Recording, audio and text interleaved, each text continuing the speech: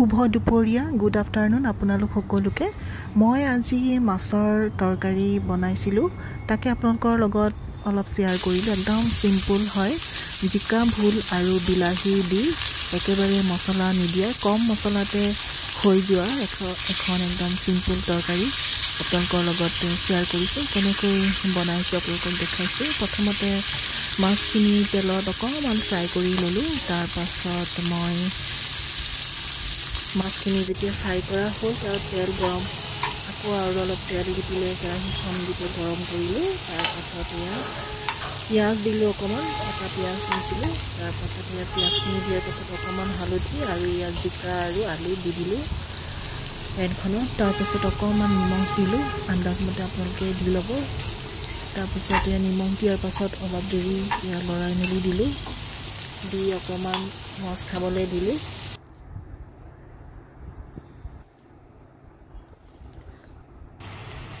আৰু এতিয়া যেতিয়া মাছ খাই পানীটো যেতিয়া ওলাই গ'ল যেতিয়া তেলটো ওলালে ভাজিখিনিৰ পৰা তাত মই নহৰু দি দিলোঁ অকণমান সৰহকৈ নহৰু দিছোঁ কাৰণ ইয়াত একো মছলা বেলেগ একো দিয়া নহয় আৰু মাছত সাধাৰণতে ইমান একো মছলা দিয়া নহয় বাৰু বিশেষকৈ মই জলকীয়া দিয়া নাই বহুতে জলকীয়া বাতিও দিয়ে সকলোৱে খাব পৰা মোৰ ছোৱালীজনীয়ে খাব পৰাই বনাইছোঁ তাইও যাতে খাব পাৰে আৰু তাৰপাছত অলপ মই পানী দি দিলোঁ আৰু পানী দিয়াৰ পাছত অকণমান উতলিবৰ কাৰণে দিলোঁ আৰু আলুখিনি ধুনীয়াকৈ চব্জিখিনি ভালকৈ সিজিবৰ কাৰণে লৰাই মই ঢাকনখন মাৰি দিলোঁ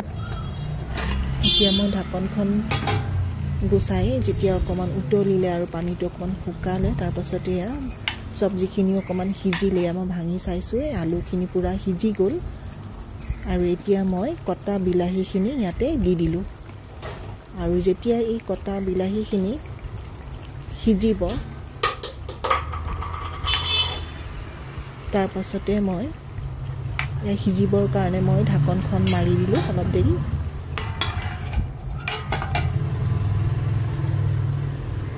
আৰু গেছটো পূৰা চিমত দিলোঁ একদম কমকৈ দিছোঁ আৰু মোৰ বিলাহী সিজি গ'ল দেখিছে আপোনালোকে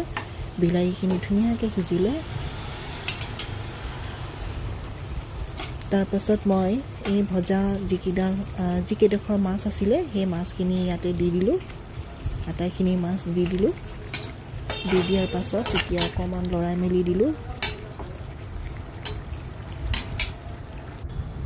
দিয়াৰ পাছত মই অকণমান সৰহকৈ পানী ঢালি দিলোঁ কাৰণ মই তৰকাৰী বুলিয়ে কৈছোঁ আৰু এইখিনি উতলি থাকোঁতে এটা কেঁচা জলকীয়া দিলোঁ মই কমকৈ দিছোঁ কেঁচা জলকীয়া আৰু জলকীয়া গুড়ি ইউজ কৰা নাই যিহেতু ময়ো ইমান জলকীয়া নাখাওঁ খাই ভাল লাগে কিন্তু মোৰ ছোৱালীজনীৰ কাৰণে মই বেছি নাখাওঁ আৰু তাৰপাছতে যেতিয়া এইখিনি ধুনীয়াকৈ সিজিলে জলকীয়াটো অকণমান গোন্ধ এটা আহে আৰু লাষ্টত এনেকৈ দি দিলে জলকীয়াটো অলপ সিজি গ'ল আৰু তাৰপাছতে মই অকণমান গৰম মছলা দিলোঁ আৰু মছলা দিয়াৰ পাছত মোৰ তৰকাৰী ৰেডি হৈ গ'ল আৰু অলপ দেৰি মই আকৌ অকণমান পানী দি অকণমান সিজালোঁ আৰু ধুনীয়াকৈ উতলোৱাৰ পাছত মোৰ তৰকাৰী ৰেডি হৈ গ'ল মাছৰ আপোনালোকে কেনেকৈ বনায়